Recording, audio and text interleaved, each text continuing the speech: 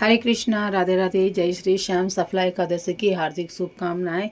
हमारी पूजा संपन्न हो गई है, तो पूजा संपन्न होने के बाद में हम पढ़ेंगे सफला एकादशी की कथा।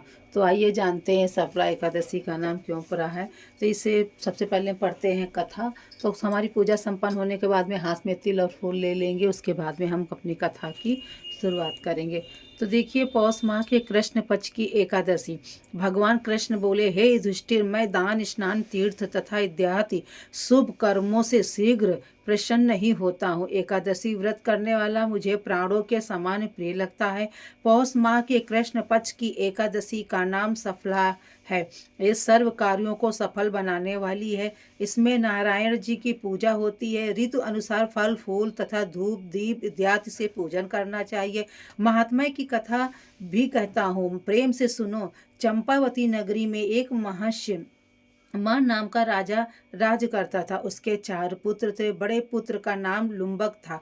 वह बड़ा दुराचारी था। मांस मंदिरा परस्त्री गमन वैश्यों का संग इत्यादि कुकर्मों में लिप्त था। पिता ने उसे अपने राज्य से निकाल दिया। वन में एक पीपल का वृक्ष था जो भगवान को भी प्रिय था। सब देवताओं को क्रीड़ा स्थल वही था। ऐसे पतित पावन वृक्ष के सहारे लुम्बक भी रहने लगा, परंतु फिर भी चाल टेढ़ी हो रही। वह पिता के राज में चोरी करने चला जाता तो पुलिस पकड़कर छोड़ देती थी। एक दिन पौष माह के कृष्ण पक्ष दशमी की रात्रि को उसने लूटमार अत्याचार किया और तब पुलिस ने वस्त्र उतारकर उसे वन को भेज दिया। बेचारा पीपल की शरण में आ गया। इधर हेमगिरी पर्वत की पवन भी आज पहुंची। लुम्बा पापी के सब अंगों में गठिया रोग भी ने प्रवेश किया। हाथ पांव अकड़ गए।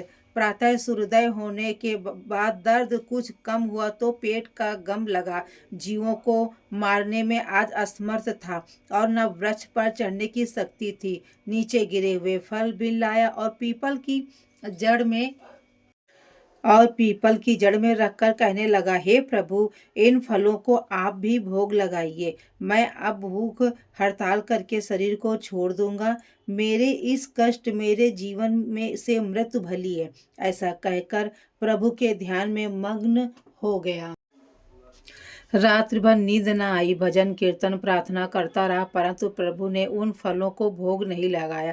प्रातःकाल हुआ तो एक दिव्य अब्ज आकाश से उतरकर उसके सामने प्रकट हुआ और आकाश वाणी द्वारा नारायण जी कहने लगे, तुमने अनजाने में सफला एकादशी का व्रत किया। उसके प्रभाव से तेरे समस्त पाप नष्ट हो गए। जैसे अग्नि को जानकर ये अनजाने हाथ लगने से हाथ जल जाते हैं, वैसे एकादशी भूलकर भी व्रत करने से भी अपना प्रभाव दिखाती है। अब तुम इस घोड़े पर सवार होकर पिता के पास जाओ, राज मिल जाएगा। सफला एकादशी सर्व कार्य सफल करने वाली है। प्रभु की आज्ञा से लुम्बक पिता के पास आया। पिता उसको राजगद्दी पर बिठाकर आप वन में तप करने को चला गया। लुम्बक के राज में सब प्रजा एकादशी व्रत विधि सहित किया करती थी। सफला एकादशी के महात्म्य को सुनने से अश्वमेध का फल मिलता है। और फला ये हमारी कथा संपन्न हो गई थी। और इस दिन तिल गुड़ का सागर लिया जाता है। दूध से बनी मिठाई फल मेवा ले सकते हैं। ये हमारी थी कथा जो संपन्न हो गई है। आप लोग जरूर से जरूर ये व्रत कीजिए, पूजा करिए। बहुत ही मतलब अच्छा होता है, घर के सारे कष्ट दूर होते हैं, मन को भी अच्छा लगता है। तो इसीलिए ये पूजा जरूर से जरूर करिए। हरे कृष्णा, राधे राधे। सफला एकादशी की आप सभी लोगों को हार्दिक शुभकामनाएं।